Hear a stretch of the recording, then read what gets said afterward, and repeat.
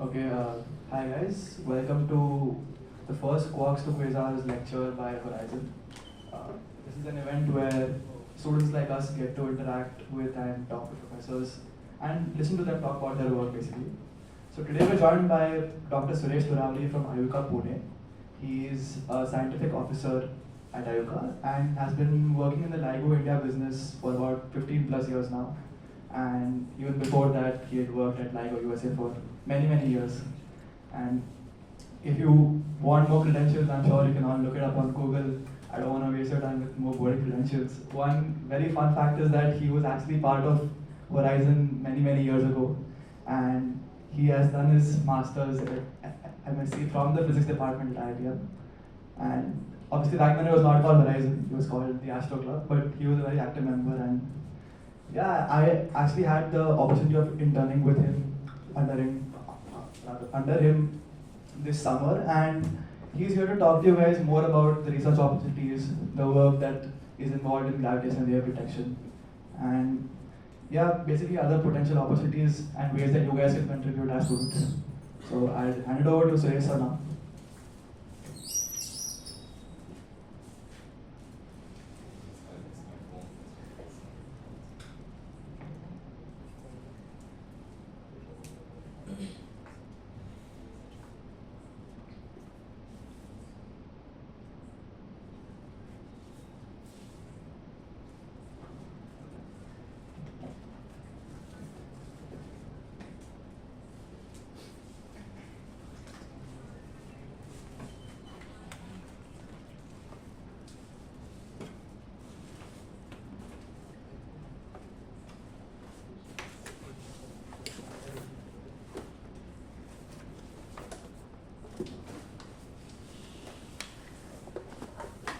Hello.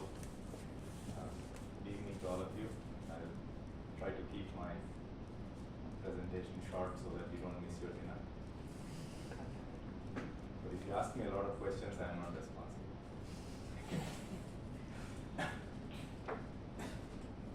Yeah, so this is a picture from the control room of Livingston Observatory.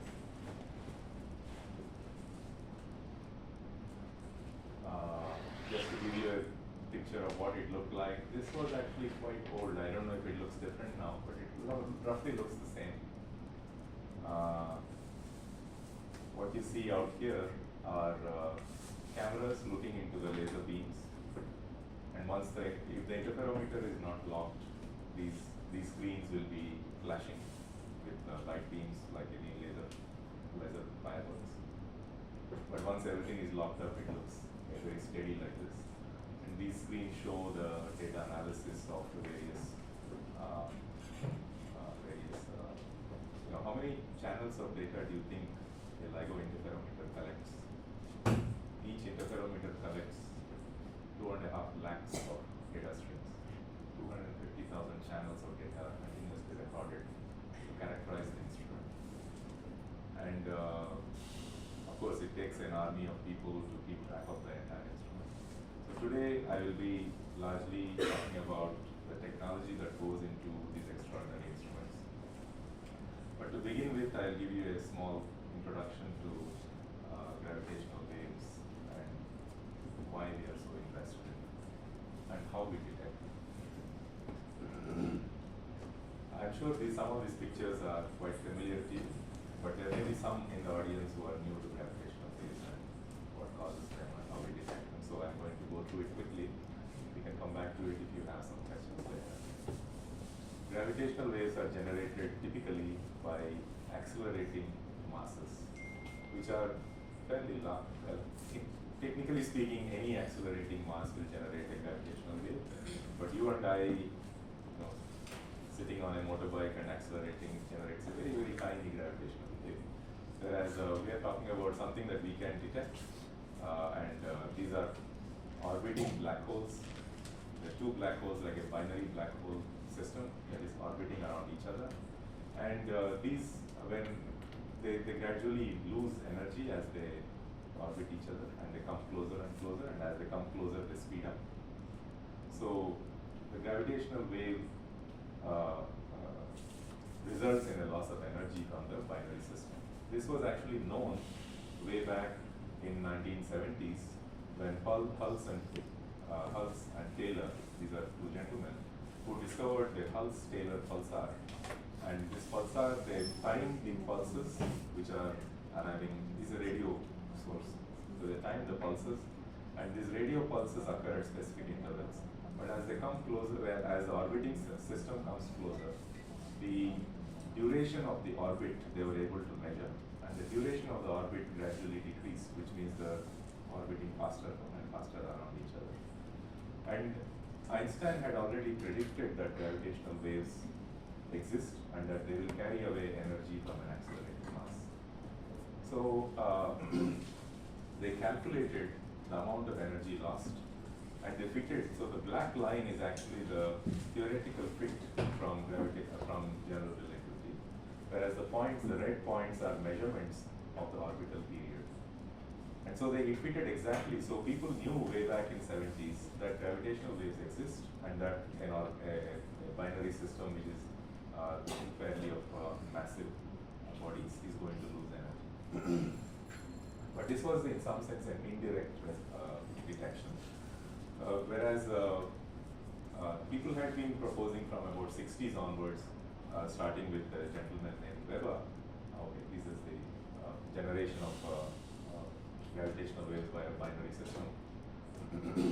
To take a closer look at it, I just start talking about Weber. So way back in 60s onwards, people had been proposing and building experiments to detect gravitational waves here on Earth by looking at the fluctuations in the fabric of space-time. So what we see here is gravitational waves, which are these are not material waves. They're actually changing. They're stretching and compressing space. It's a very extraordinary thing to think about. So people for a long time did not believe that such a thing would exist. But today we detect them routinely. So here is another way to picture a binary system. This particular binary system, on the bottom, you can see that there is a wave which is gradually increasing in frequency, because as the bodies come closer, they orbit faster. So the frequency of this wave increases, and the amplitude of the wave also increases, because the amount of distortion of space increases as the bodies come closer. And just before coalescence, the bodies actually distort. They are no longer spherical. So the event horizons touch. So right now we are in what's called the in-spiral phase. So we typically recognize three distinct phases in the coalescence of massive bodies. One is the in-spiral phase, which is almost a pure sinusoidal wave with a gradual increase in frequency. And then you come here, which is called a merger of two bodies. And then after merger, they become a single body. And a single body vibrates for some time, and that's called the ring down. All of these three phases have distinct characteristics of the waveform. So now this is the merger, where the bodies deform. And then there is the last final bit where the space just shakes and settles down, and that's called the ring down. This here you can see the distortion of the event horizon. The event horizons touch. We can call that the collision. And then they merge into a single body, and this single body oscillates.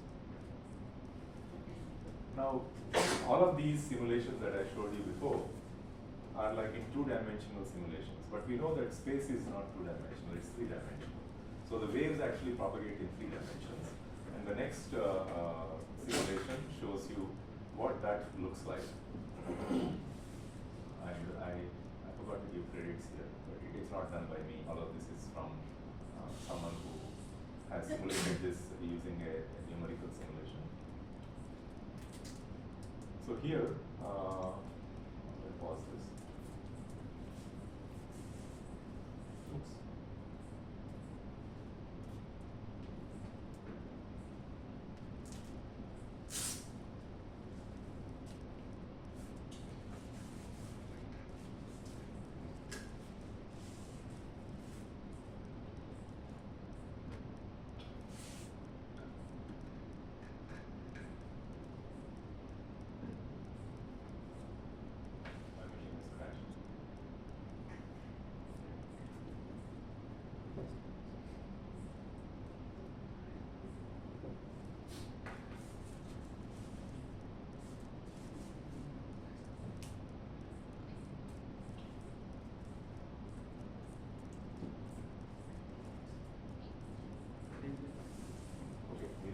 run because it's a heavy simulation and it stops the machine if I do something.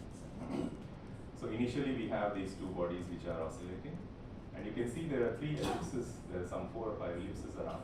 This is the equatorial plane and this is the polar plane. So we're trying to understand how gravitational waves propagating in different directions in the 3 dimensions change the space-time.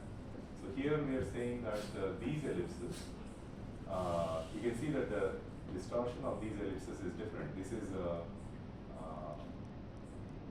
reason why we're talking about ellipses is that when space-time compresses, imagine that there is a ring of masses which are suspended in space.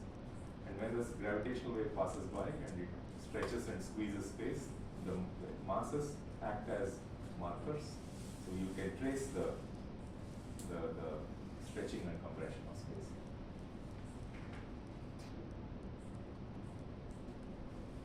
I don't quite know why it's not completed.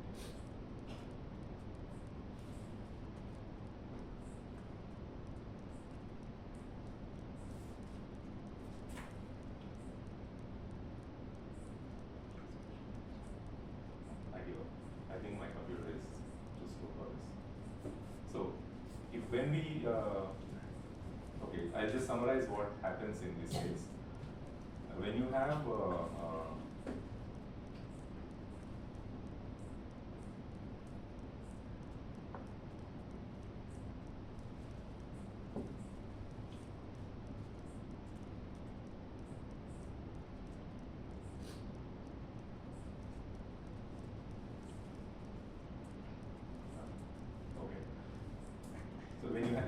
you can imagine a spherical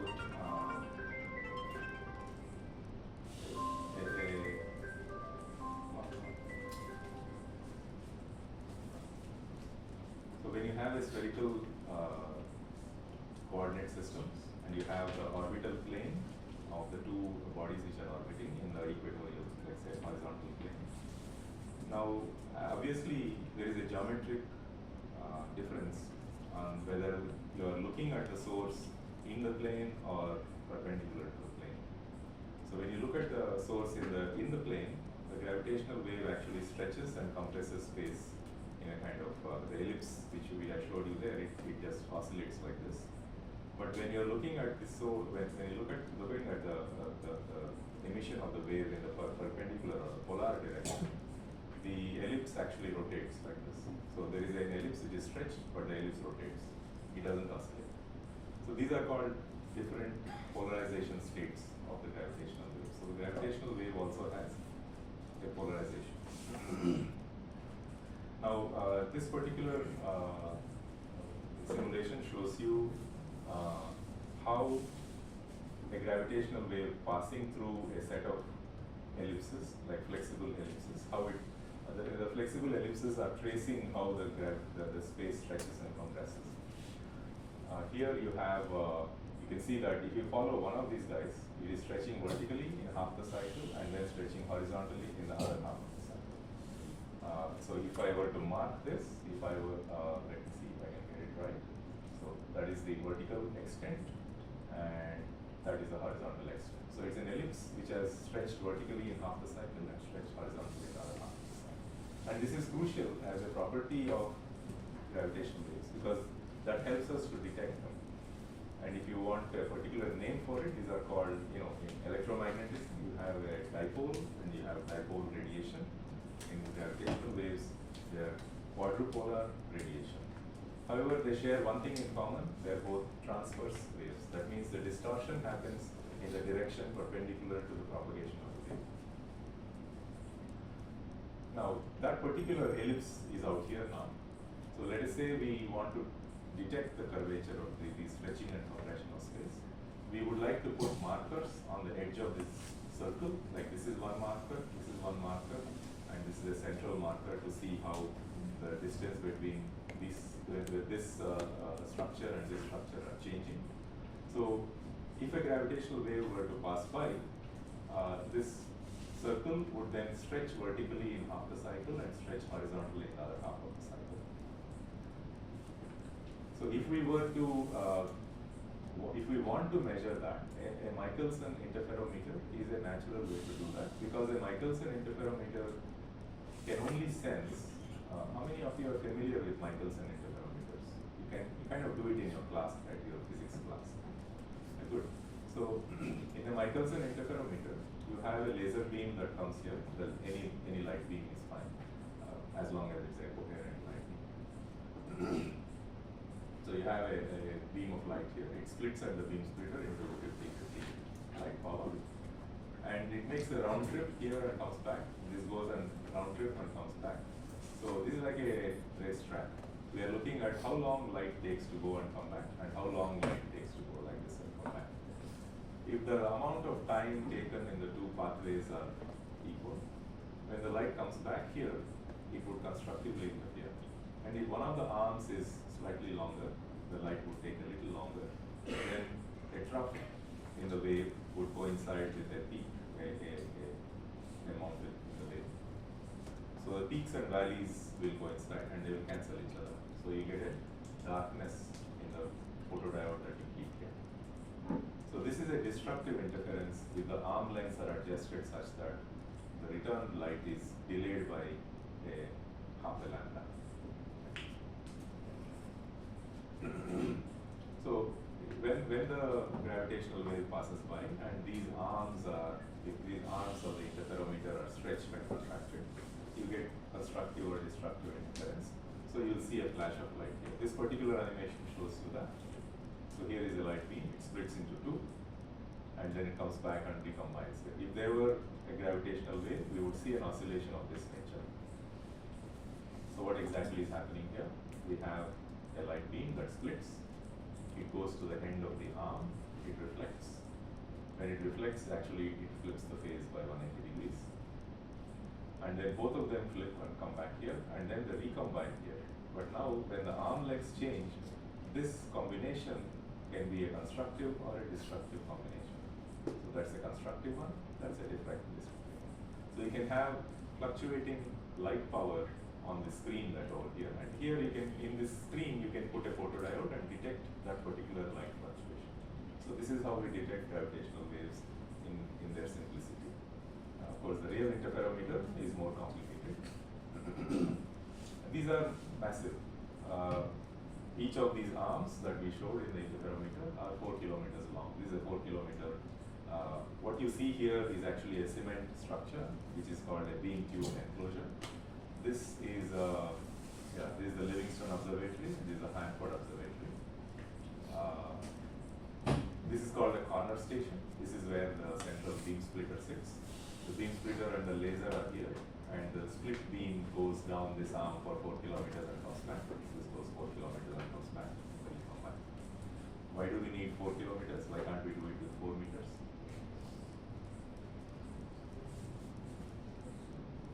Because the gravitational wave is what we call a scale change. That means 1 meter has become 1.1 meter. So 10 meters would have become 10% longer, and that is like 1 meter. So the larger the arm length, the more is the delta L, the differential length change. So if you have a 4 kilometer arm, the amount of actual displacement of the end mirror would be larger, and that is easier for you to detect than if it were just a 4 meter or a 1 meter interferometer. So we want the signal to be larger than the noise. Like when you suspend a mirror, the mirror will not be quiet because it is excited by all kinds of disturbances. And your gravitational wave signal has to exceed those disturbances. Only then you will be able to detect it. And it turns out that the gravitational wave signal that you are trying to detect is an extremely small fluctuation in the displacement, in the length of that arm. Some of you may know how much those numbers are. Do you remember? How small is the change in the length of a 4 kilometer arm? Yeah, 1,000th of the diameter of a proton. The diameter of a proton is like 10 to the minus 16. This will be like 10 to the minus 20 meters. 10 to the minus 18 to 20 to the minus 20. There's an extremely small change in the 4 kilometer arm. So we spend a lot of money and a lot of time and a lot of effort in trying to sense this extremely tiny change in the length of the arm. There are several detectors across the world. What I showed you just now, Hanford and Livingston are here. And you can see that the orientations are not exactly the same. They're kind of oriented roughly opposite to each other actually. So what is plus x here is minus x here. That sign change is important when you do the data analysis.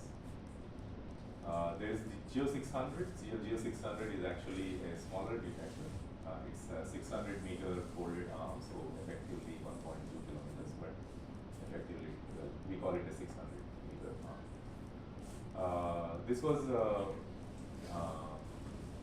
This became a test bed for developing the technology used in all the big detectors. So a lot of technology was developed in Geo 600. Today it is still a technology development platform. Virgo is an Italian-European collaboration.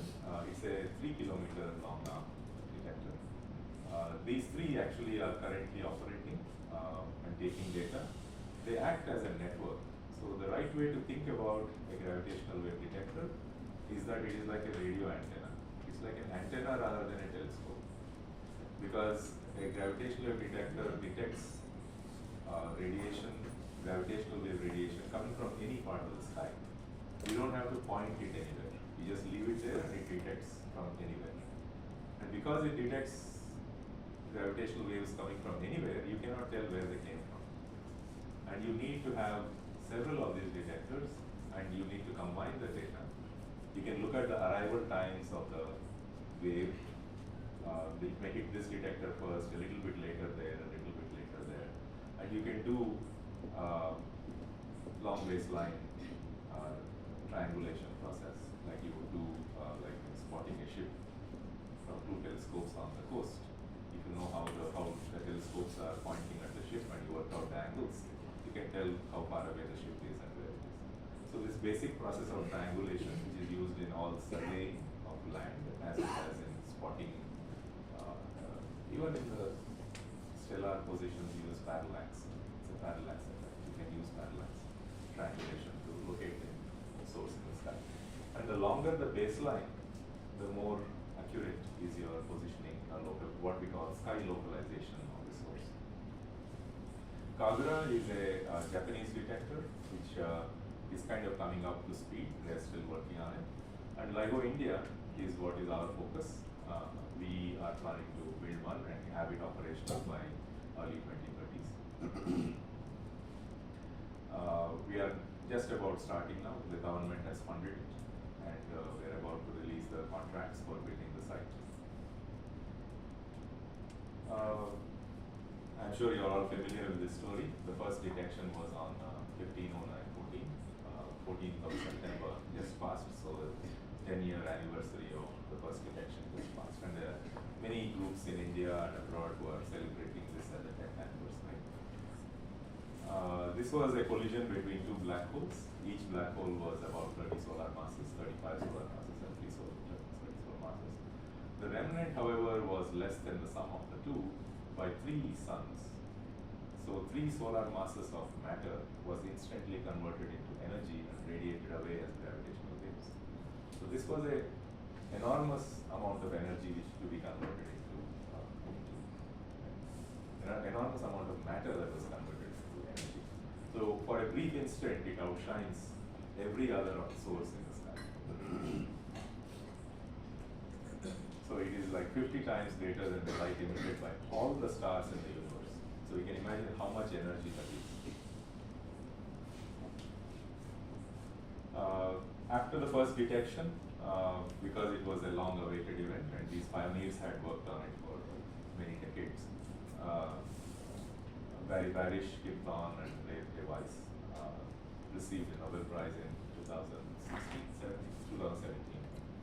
But I should, at this occasion, mention one more great scientist called Ron Drever, who worked in this field for many years, and he was an eccentric genius who invented a lot of the technology that we use, including a technique called the Pound-Trevor-Hall technique, which is used for measuring the distances of the arms.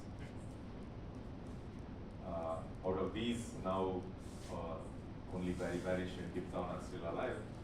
Ray Weiss passed away less than a month ago.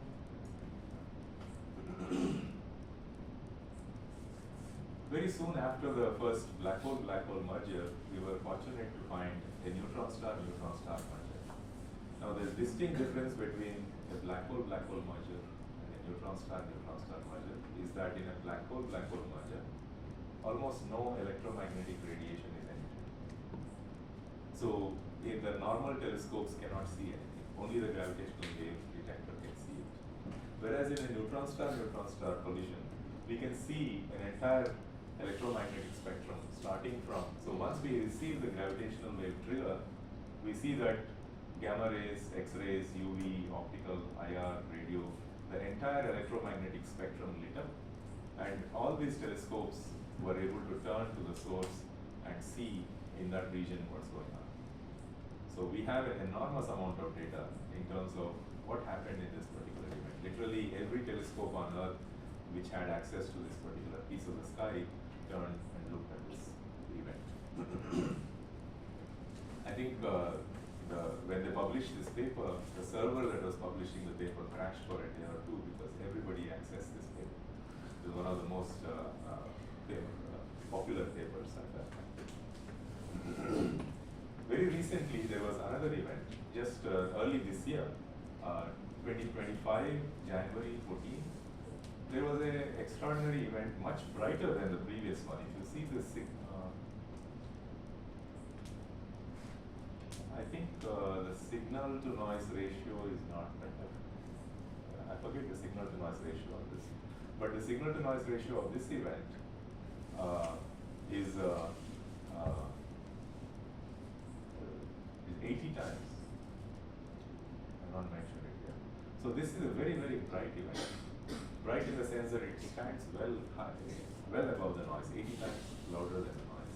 So you don't need any hefty data analysis to see it. You can just see it with your naked eye. The event, the data will show the event. Now this was extraordinary because we were able to check. One of the advantages of gravitational waves is that it allows you to probe strong gravity interaction between two black holes. Usually gravity is a weak force. If we wanted to check whether Einsteinian theorems are true or false, you would need to, we have not found a deviation from general theory of relativity so far.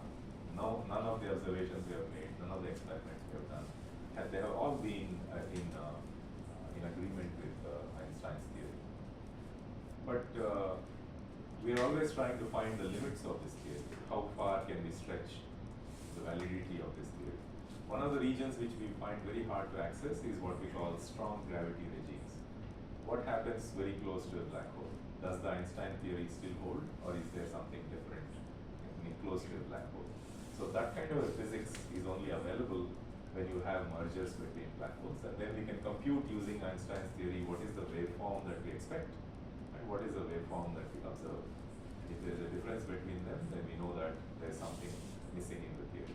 But so far, we have found that almost every prediction, including the Hawking area theorem and the no-hair theorem, have recently been proven to be true. We have not found a deviation. The no-hair theorem says that the total surface area of the merged black hole must be larger, must grow in size in the merger or remain the same as it was, as the sum of the two. Here we found that initially the sum of the two were at 20,000 square kilometers and the merged object at 40,000 square kilometers. The no-hair theorem says that a single black hole in an otherwise empty universe is completely described by just its mass, spin and charge. It has no other properties than Newton's mass. This is called the no-hair theorem because it says that there is no other shape that the black hole is a perfect sphere and things like that. So we have not found any deviation from that. The masses in the, now we have now reached a stage where we detect mergers of something or the other almost every week. And we have found hundreds of these events in the sky. I think at the present count, it's like more than 200 events are listed. If you go to Wikipedia and look at the list of mergers, you'll see a long list of events. And now we are beginning to do population studies, like do we find black holes of every kind of mass, or are there only particular masses? Or are there gaps in your black hole masses where no black holes can form? Previously, before we had gravitational wave detectors, our normal optical electromagnetic telescopes could not see black holes larger than a certain size. So we saw black holes of a few tens of solar masses, and then we only saw million solar masses, the ones at the center, what do we call them? Supermassive black holes in the centers of galaxies. So people thought there's a gap, and people could not understand why there's a gap. But today, when you see this, for example, here are the mass of the black hole in M sun times the mass of sun, and you can see that these are the progenitors which merge to form a remnant. And these remnants, you can see, are a continuous distribution going all the way to about 160. The recent one is excess of 200, excess of 300, right? Oops. Yeah, so this one.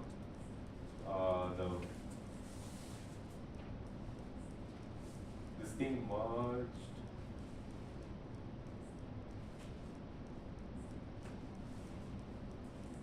No, this is.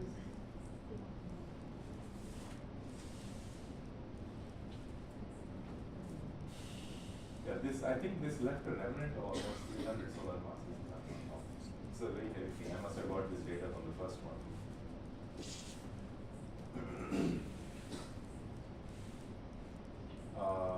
Yeah, so we get very heavy masses which are remaining, and we still have a gap, which are called the intermediate black holes, which are a few thousand times the solar mass that we have not yet detected. 850, 815. So I wanted to spend a little bit of time about how this business of detection happens. There are many parts to it.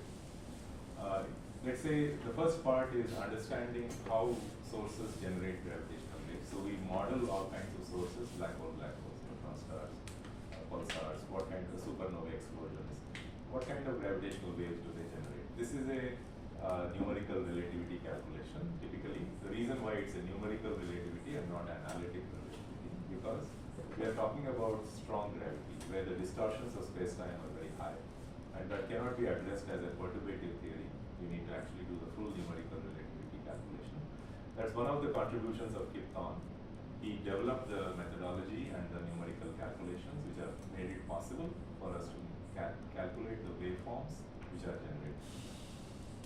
The next thing is that there is a gravitational wave event, and then there is a detector that detects it. So there are, sorry, I forgot. The source modeling leads to templates. What we call the gravitational wave that is expected is called a template. We search for a template. So there is wave propagation and gravitational wave lensing, all of that happens here. And then you have an interferometer that detects this. So a passing gravitational wave somehow dumps some energy to the detector, and the detector is able to detect it. And then there's two tracks of the data processing. One track is low latency triggers, which means within a few seconds we have to tell everybody that we had a gravitational event in this part of the sky, so that any other telescope that is free can turn and look at that portion of the sky, so that you can see there is additional information you can get. So this is called low latency analysis. So these are all data pipelines. There is a program that is continuously analyzing the data. The moment there is a gravitational event, it's almost a robotic process. It will generate a trigger. A human being looks at it for like maybe 10-15 minutes and then releases it to the world. Then there is a long story of post-processing of stored data, where we dig deeper into the data and maybe find more events which were missed in the low latency process. So this data analysis essentially now goes through this thing called a template search. We look for patterns of in the data which are pre-calculated by the source modeling, and then we put together all the pipeline outputs that we have, both in the electromagnetic regime as well as in the gravitational wave pathway, and then we do the multi-messenger astronomy, and we extract from it the physics and astrophysics of the source. So this is the process. In IUCAA, we have many people who work in all parts of this detector, and so you are welcome to interface with any of us if you are curious about any of this. LIGO India is one of these detectors that we would like to build in the middle of India. It's around about here in Madhya Pradesh. And it is composed of 4 institutions. The organization that builds LIGO India has 4 institutions. These 3 are Institute for Plasma Research, RRCAT is in Indore, this is in Gandhinagar in Ahmedabad, and IUCAA, DCSCM is a division of the Department of Atomic Energy, which is responsible for construction. So they are called Directorate for Construction, Services and Estate Management. It's a mouthful. But they essentially, they can build anything. They can build a township, they can build a reactor, nuclear reactors, or a LIGO facility. So they are a large facility building firm. They don't themselves build it, but they design it. They have architects and designers, and then they contract out large companies to do that. So they have been working very hard for the past several years, and they have come up with a site design for LIGO India. RRCAT is Raja Ramana Center for Advanced Technology, which is the core institution responsible for delivering a working detector. So they are the project managers. IPR, the Institute of Plasma Research, they have a tokamak there, so they have experience in building large vacuum systems. And so they have taken care of the vacuum system, the electronics, and the local controls of various subsystems inside. They're also responsible for the data pipeline that comes out. But IUCAA is a science institution. These guys are all Department of Atomic Energy, and they're sort of engineering heavy. They're not astrophysicists. They have no serious interest in analyzing the data that comes out of the detector. So it is IUCAA which is responsible for the science output from this detector. So we have a large computation cluster which does the data analysis. So all the data analysis that I spoke about can be accessed here.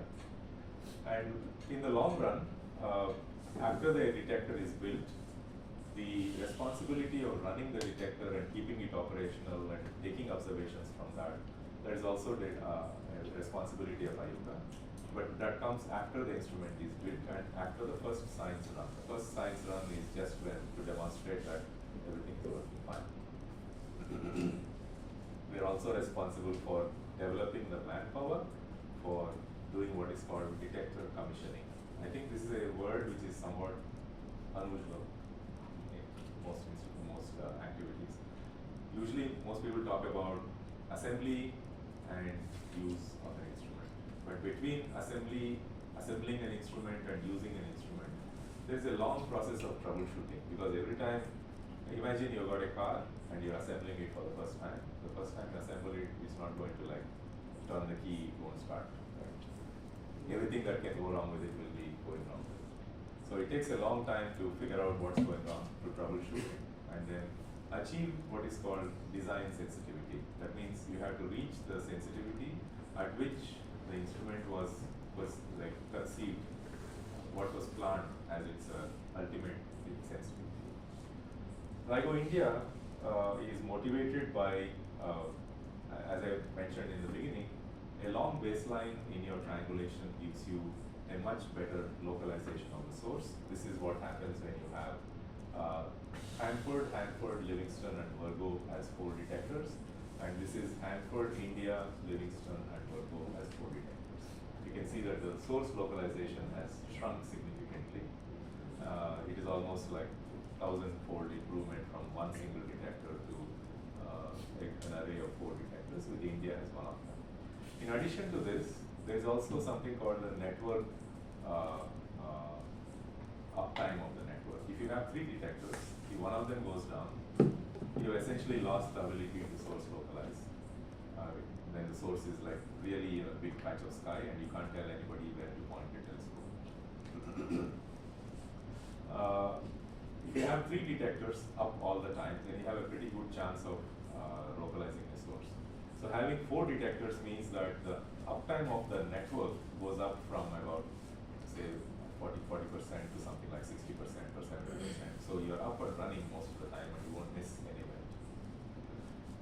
addition, it also gives you the ability to sense the polarization states of the radiation.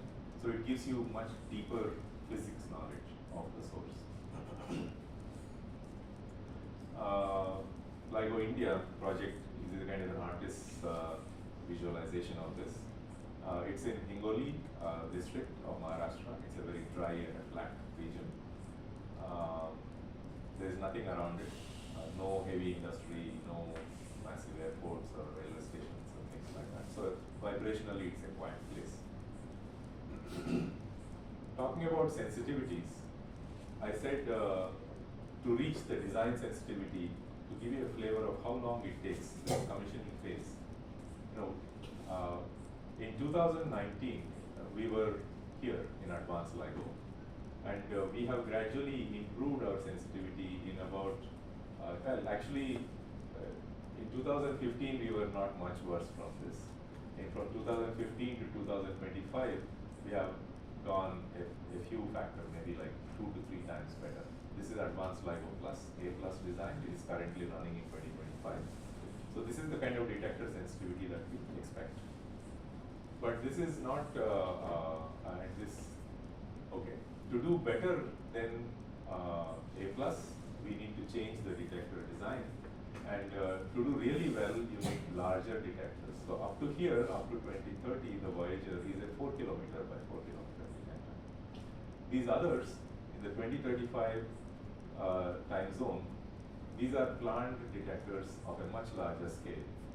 Einstein telescope is a European collaboration, the purple curve.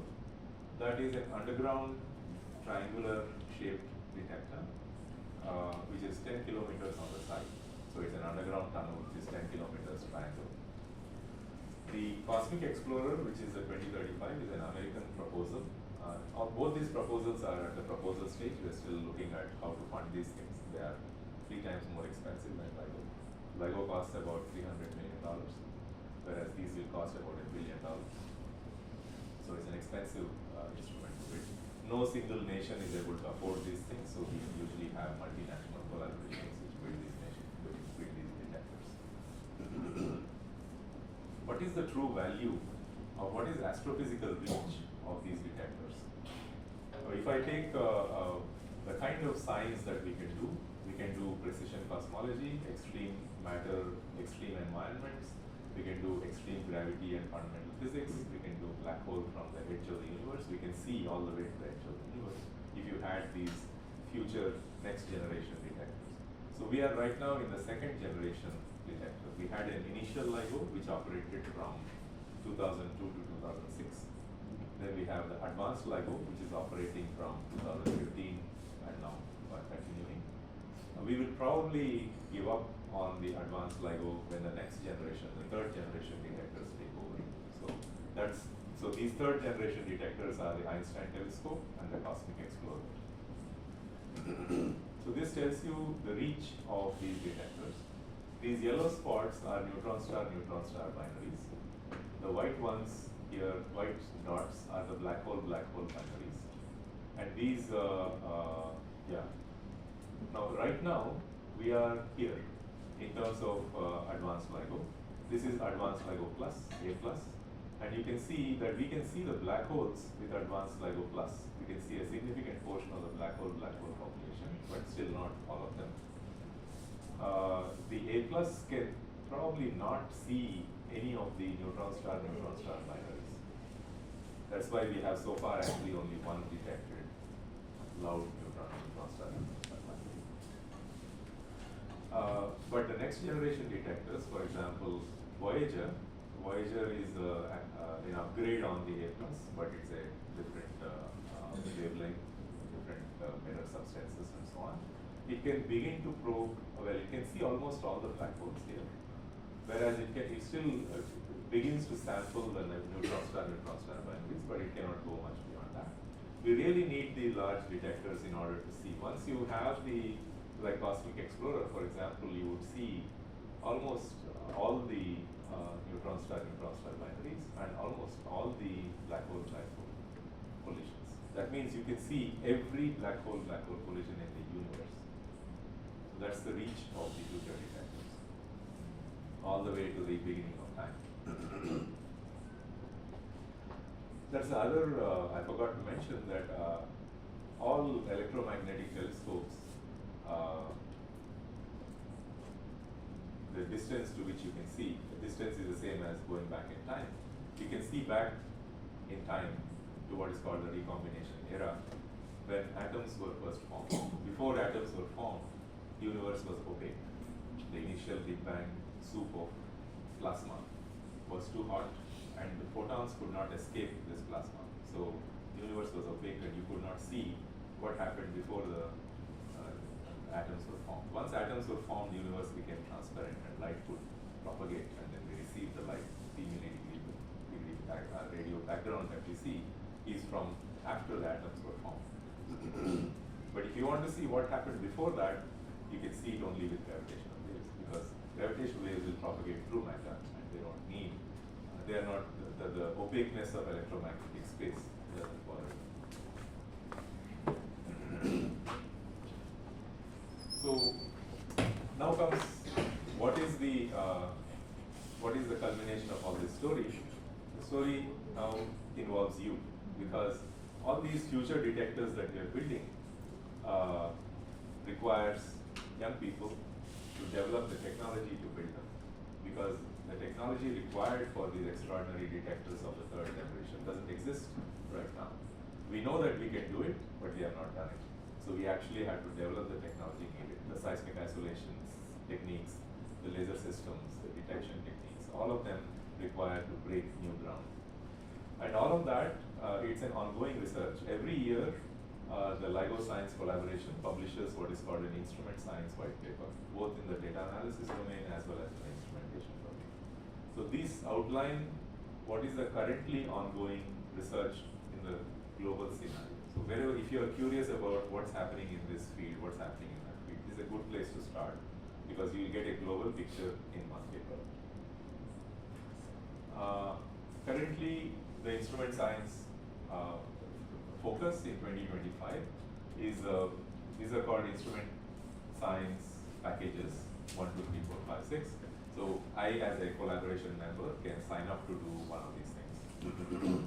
So we have broken down our activities into advanced interferometer configurations. So if I have to move around and think of a different optical setup which will work as a detector, what are those new optical setups I can employ? These are called interferometer configurations. So there are people working on the next generation detector interferometer configurations. Then there's something called quantum noise reduction. Often our detectors are not limited by technical noise sources, but by fundamental noise sources. They are fundamental laws of nature that we are trying to break to get to better sensitivity. One of them is what is called photon short noise. The short noise of the fluctuations of light, because light is particulate in nature. And it obeys Poissonian statistics.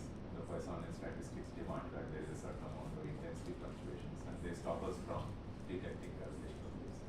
So this is what we call quantum short noise of light. And how to go below that is a huge field that is very important right now. The optics working group works on improving the optical mask, the mirrors that we use, the coatings on them, and how do we handle the scattering of light inside the interferometer and all of that. Suspensions and seismic isolation systems protect the suspended mirrors, which are essentially like, we call them test masses because they are the tracers of, they are markers in space which allow us to see the stretching and compression of space. So these seismic isolation systems protect the suspended masses from any other seismic or human noise which is generated close to the observation. Lasers and auxiliary systems. This is because laser is the tool that we use to measure that distance between the suspended masses. And the stability of this laser, the purity of the light of this laser, the frequency, the phase noise, the intensity noise, all of these are very carefully controlled. So there's a huge amount of work that goes into lasers. And surprisingly, you would think that this is not a part of science, but you cannot do what's called big science unless you have very good science managers. And believe me, managing a bunch of erratic and individualistic scientists who refuse to cooperate with each other is a real art and science. So getting them to work together, getting them to deliver a product, especially in an Indian context, I think you'll understand, it's very hard to get people to cooperate.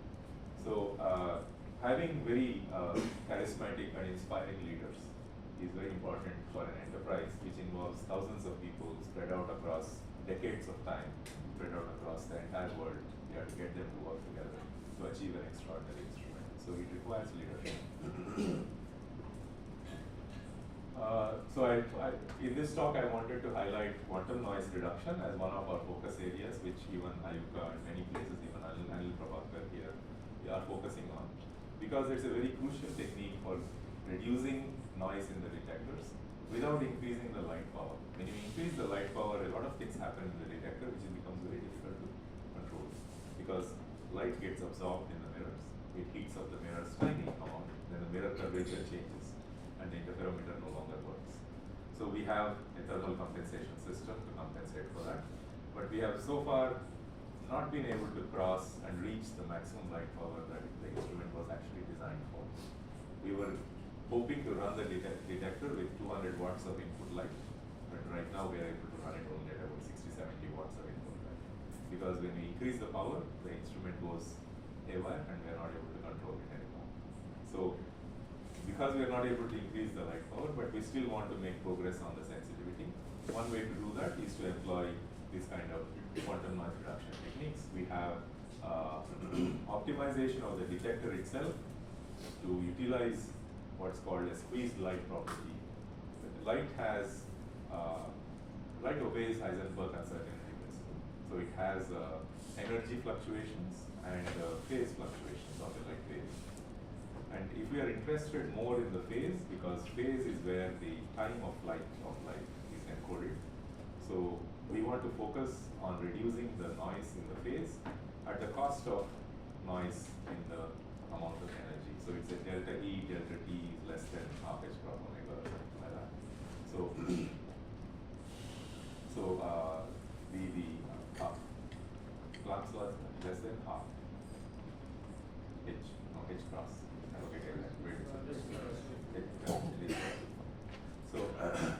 So the Heisenberg uncertainty principle limits, generally it is a product that is limited, delta E and delta T. Delta T is like phase because it's related to time. So it is a delta E, delta T product that is limited by Heisenberg, whereas individually they can be larger or smaller, keeping the product constant. So you can sacrifice delta E, which is the energy, and reduce the delta T error in your measurements. So all of that is used in these techniques to develop a more sensitive detector.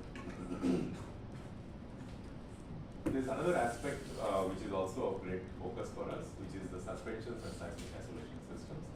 A lot of feedback control techniques are used to reduce the seismic noise from reaching the suspended mirror. So the control systems are a major part of LIGO. Anybody working in any kind of a feedback system will find a fertile land in LIGO to be able to explore new technology here. So, okay. I also wanted to mention that LIGO is not the only gravitational detector. We have other gravitational detectors because gravitational wave frequency spectrum can span from hundreds of hertz to kilohertz and all the way to 10 to the minus 15 hertz. So different kinds of detectors are used in different frequency bands of gravitational wave spectrum. In the terrestrial detectors, these terrestrial interferometers, we detect gravitational waves which are of the frequency of about a few hundred hertz. Whereas space-based detectors detect in about millihertz, and radio pulsar timing arrays detect in the domain of microhertz or lower, 10 to the minus 8 hertz.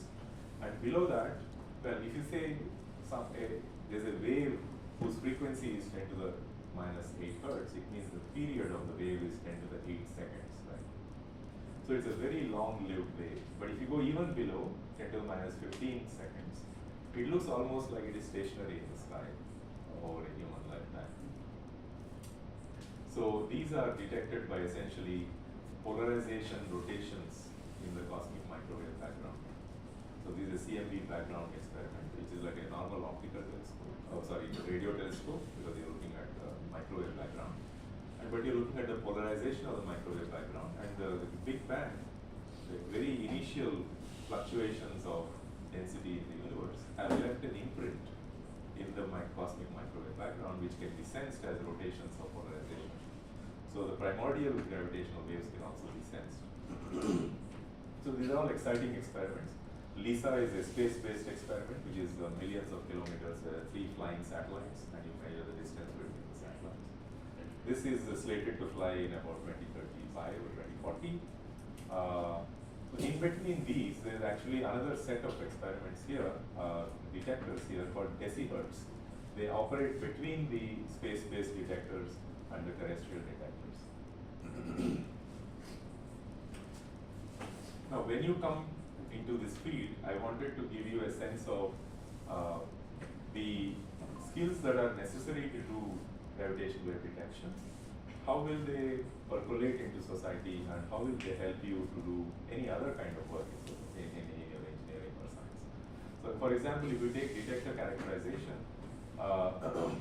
the mathematical methods that are used are like singular value decomposition, cross coherence, bilinear analysis, etc.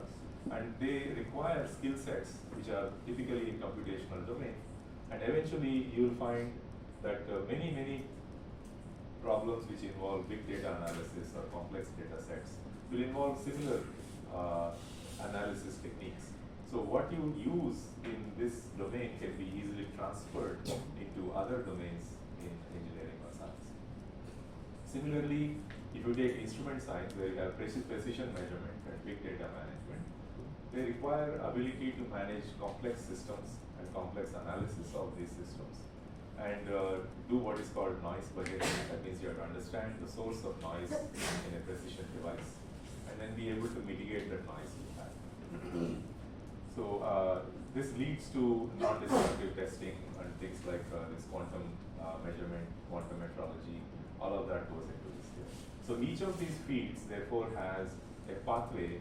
It's not like you do gravitational wave detectors and that's it, you cannot do anything else in life. The technology that we develop within gravitational wave detector community can be transferred to other fields with a very great deal of overlap. So if you ask what is the pathway for a career in gravitational wave science, typically people would start off with graduation in a BSc, MSc, BTech, and Tech, like all of you. And then most people are aware of this pathway, which is often advertised, that you get a PhD, then you do a couple of postdocs, and then you become a faculty in IISER or IIT or something like that. This is the main pathway through which most people imagine. People think that's the only pathway, but that's not true. There are many other ways in which any of you can contribute, and there are many other career pathways which are equally exciting and rewarding. That's the message I wanted to give you through this. So you can, after you finish your master's, you can directly join as a laboratory staff or an observatory staff. I know many people who have joined this pathway, and then subsequently did a PhD and joined the observatory at a higher scientific position. But a lot of them joined just after college. Then after PhD, you can drop out and become a research assistant. You can, again, you can come back to the observatory with a PhD and work as observatory staff. I am roughly something like this. Then after a couple of, so you can, there's also in UK, for example, it's not like every postdoctoral fellowship is like not 1 or 2 years, but you get a 5-year research fellowship. That is basically a pathway for you to transition from a PhD to a faculty. So you get a substantial grant. You don't need to worry about where you're going to get your next postdoctoral fellowship. These research grants allow you to transition into a faculty. You can also drop out after 1 or 2 postdocs and join the industry. Industry these days does a lot of applied research. You can also have a very exciting career as an administrator or a science educator or a museum director or a science writer. There are people who are very good at communicating. It's very important to communicate the science we do to the common man, because they are the ones who are supporting us and they would like to know what we are doing with their money. Right? So and then we are using taxpayers' money and they need to get some returns on that. So it's very important to do this public outreach and enthuse the public about what we are doing. And yeah, you can join any research group as scientific staff, not necessarily in the observatory, but any other scientific research facility is also fine. But in the long term, you don't want to become what's called a perma postdoc. Like you just do postdocs and postdocs and postdocs. But eventually, this is not a good thing to do. So you should try to avoid that and try to branch off into one of these things. A lot of jobs are posted in what's called the LAAC. I forgot what it means, but this is a LIGO.org website where they post job availability. And how do you get these jobs? How do you get into LIGO India, for example? I am responsible for training folks like you to get into LIGO, and that's why I'm here today. We have a structured training program through which we can take you. The first layer of this is basically meant for college students, and your Horizons Club and the LIGO Explorers group is essentially engaged in doing what we call proof of principle experiments. These are experiments which do not require a lot of expensive technology, but they contain all the technological concepts that are used in building LIGO and building an interferometer. So we have seismic isolation, we have suspensions, we have a laser beam which is bouncing between the mirrors, and we are able to measure something down to a picometer per root hertz, even if it is not 10 to the minus 18 meters per root hertz kind of a noise. So in the process of building these proof of principle experiments, you learn the conceptual framework which is necessary. But if you decide to spend more time and you decide to consider a longer career here, we then have a second layer, a level 2, which is focused on giving you the tools, the technical tools which are necessary for you to work in an observatory. So this typically has, this for example has low power lasers, it has no ultra high vacuum systems, and it can be done in a normal MSc classroom. These guys, all these experiments, so here we do not push for performance of the system. You don't need to reach a femtometer per root hertz kind of a noise in your suspensions. Whereas here, these are subsystem level professional grade apparatus, and our objective is to give you all the tools you need to be able to troubleshoot a detector. After you have graduated from this level 2, we would send you to one of the prototypes in the world, because there are very few prototypes in the world. Right now there is one in IUCAA, which is just beginning to build up. I worked in the Caltech 40 meter for 2 years. Glasgow 10 meter prototype, I was in Glasgow first. No, I was not for very long, but I have spent some time in the AEI, Albert Einstein Institute in Hanover. So these are prototypes where you develop technology, you test out new ideas, and you can train yourself with an integrated system. Whereas here you have like suspension separately, seismic isolator separately, laser system separately. These are integrated systems, but they're smaller. They're 1/100 of a scale of a full interferometer. But it's also a small team, and it's a flexible team. You can try out new ideas, and you can make mistakes and still survive. So people will not pester you if you mess up a little bit. But in these main observatories, we still want you to spend some time in the observatories. The reason is, the culture of an observatory is very different from a small group. Because here you have, it's like an industry, it's like a warship. It has schedules, it has permissions, it has electronic change request forms, it has 4 or 5 managers who need to sign off on whatever you do. There are coordinated teams between, every morning there's an operations meeting, and they will tell you, okay, who wants to do what today? And then they all decide what you want to do. Am I interfering with your work? Are you interfering later? Can I do first? Will you do next? All of this planning goes on observatory. But if you are a 4-member team sitting in a laboratory, you go and have chai and you decide what to do, right? Observatory doesn't work like that. So you need to be able to work with large teams which are highly coordinated and extremely sensitive work gets done. And so when you do all of these, then you are ready to work in LIGO India commissioning. So this takes about like roughly 2 to 3 years of training to get to the level where you need to. So we developed these level 1 training modules. The idea is to give you all the little tools that are necessary. They can be, in the final form of it, it has 2 suspended mirrors locked to a Fabry-Pérot cavity. They form a Fabry-Pérot cavity and they are locked to a laser. And here, for example, you see there is a reference cavity, there are a pair of lasers, and this one is in, I think, a Michelson configuration. This one is in a Fabry-Pérot configuration. Beneath it, there is a seismic isolator. So it gives you both seismic isolation, suspensions, and laser stabilization. So that's our flagship project. Now, that flagship project can be broken down into little pieces, and each of you can do a small separate part. For example, right now, our students are working on suspensions and learning how to control the suspended mirrors. That's one piece of the project. And then you put 2 suspensions together and form a Fabry-Pérot cavity. Like that, you can gradually build up, and then you would have a full system which does everything that you need to do. So now I had details of each of these subsystems. One big part of it is electronics and control systems. So we have a proprietary control system that is developed within LIGO. It's called the Control and Data System, or CDS. This is a LIGO environment. Nobody else uses it. It's only us. So if you want to work in LIGO, you need to pick up these tools.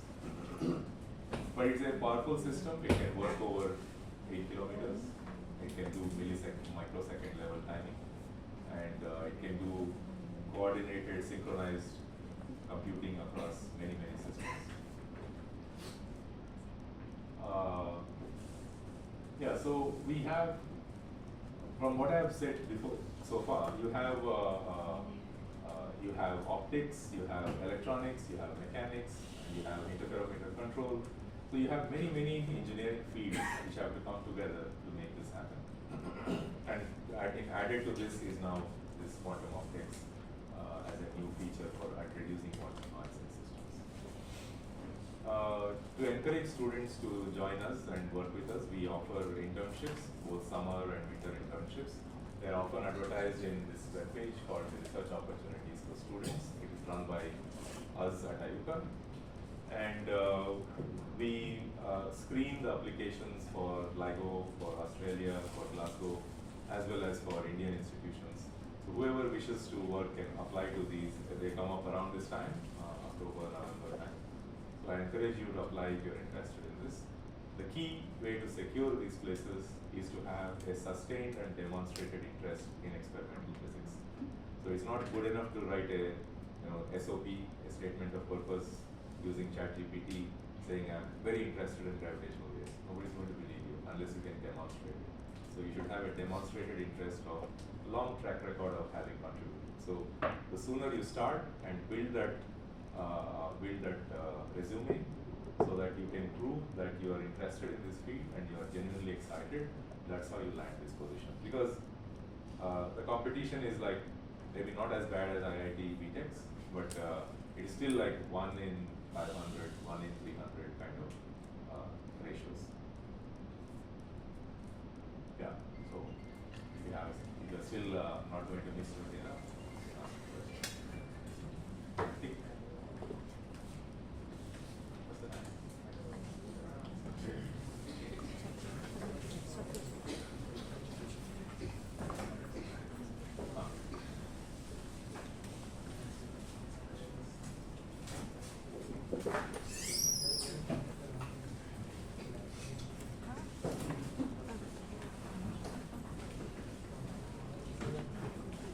Oh yeah.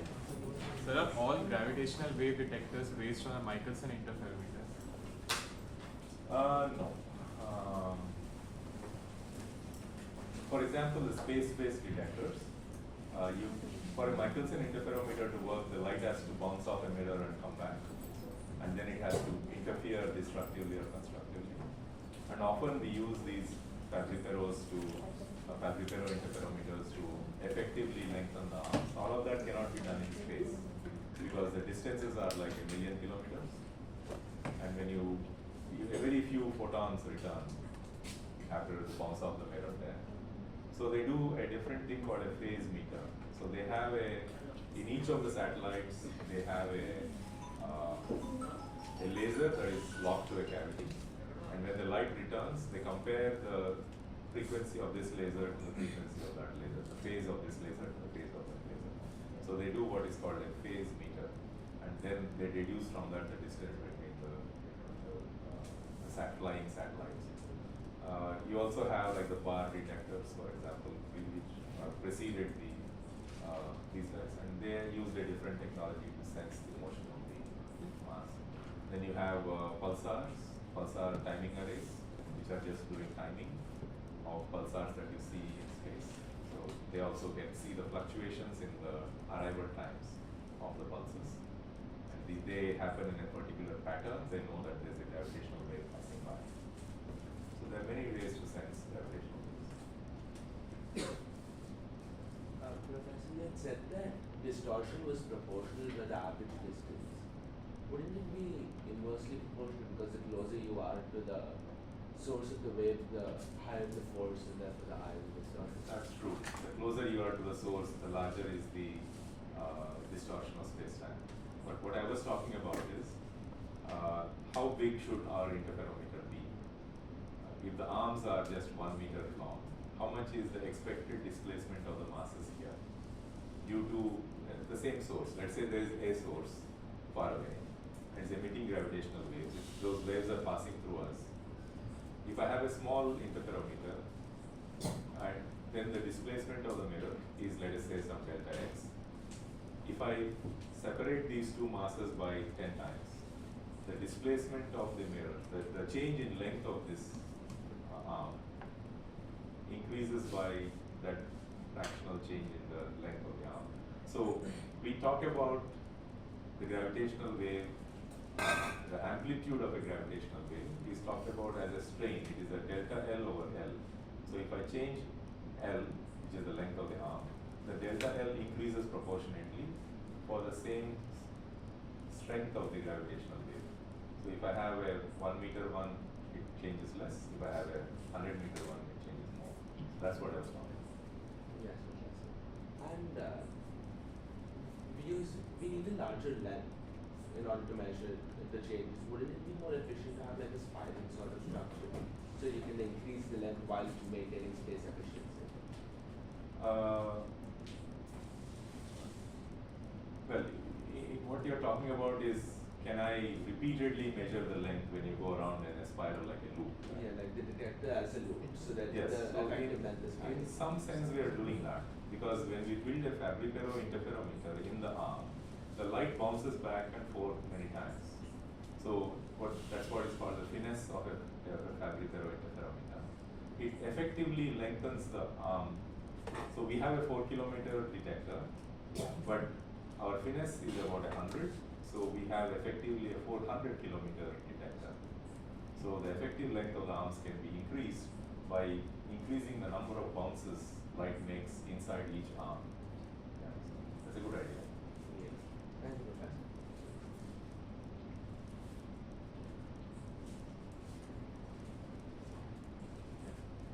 So in the latest output runs, the SNR of the detections have increased quite a lot compared to the previous runs. So Yeah. what are some of the major changes that are done to these detectors or some of these detection, the computing? Well, What are the- I don't know much about what changed in the data analysis pipelines because I don't work in that area. Yeah, I'm not very familiar with what actually happened there. But on the detector side, I can tell you a little bit about what happened. We started using what is called the squeeze light source, which reduces the fluctuations at high frequencies. Then we added what's called a filter cavity. which introduces what is called frequency dependent squeezing, because if you don't do frequency dependent squeezing, you can only address one frequency band, usually the high frequency band. But if you also want to address the low frequency band, then the squeezing ellipse has to rotate, and so that required a 300-meter filter cavity to be added to both the sides. So we do frequency dependent squeezing to improve the noise in the entire frequency band. Then we got better at control systems basically, and we started tracking down each one of these technical noise sources in the detector. Yeah, there were lots of little changes which accumulated to give you that total improvement in the noise. And what are the changes that will be done in the second term of? So the next one is the A plus detector, which has a bunch of changes that we are planning. I don't have a list off the top of my head, but certainly this frequency dependent squeezing is one. I'll have to look it up. I have forgotten the full list, but we can check for A plus advancement. We are going to attempt to change the coating, reduce the coating thermal noise. We are changing the beam splitter to a larger size to reduce its thermal noise, as well as we have some spillage of light on the side because light lands on the beam splitter at a 45-degree angle, so the actual beam size stretches out. So we have some light loss on the edges. We have put in a lot of scattered light baffles to reduce the amount of scattered light, which is a problem. And then what else? We are getting a better laser. We are introducing what's called a jitter attenuation cavity, which reduces the pointing errors of the laser, as well as reduce the higher order modes, mode distortion of the laser. We got better at seismic isolation. We are implementing something called suspension point interferometers to see the inter-table motion. So we're going to stabilize the tables with respect to each other. Yeah, there are a bunch of changes that go on. Also, you mentioned that if we have the cosmic explorer detectors, we'll be able to probe mergers at very high redshifts. So will we be able to also probe primordial black hole mergers? Technically, yes, I think so. It depends on the frequency range. If those black holes are sufficiently, because as the black holes reach supermassive black holes or intermediate mass black holes, they go out of the terrestrial detector range. They go into the decihertz or the millihertz range, which is Lisa band. So depending on the size of the black hole we're talking about, because the stellar mass black holes at the edge of the universe may not generate sufficiently large signal that we have to check. Because if you see the, oops, I have to go back. Yeah, okay.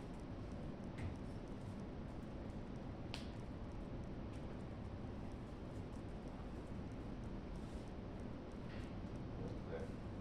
So if you look at these, you can see here, the stellar mass black holes, there are not many back out there. The black hole mergers are already detected pretty much by the Voyager.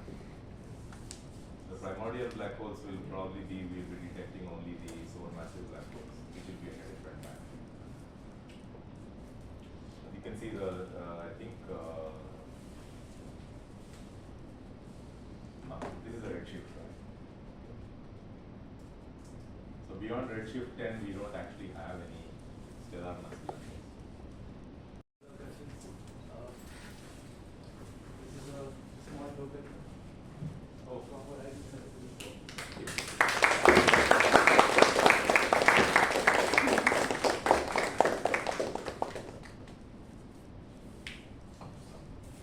We also had a group picture, so all of you can come on stage. Put a timer.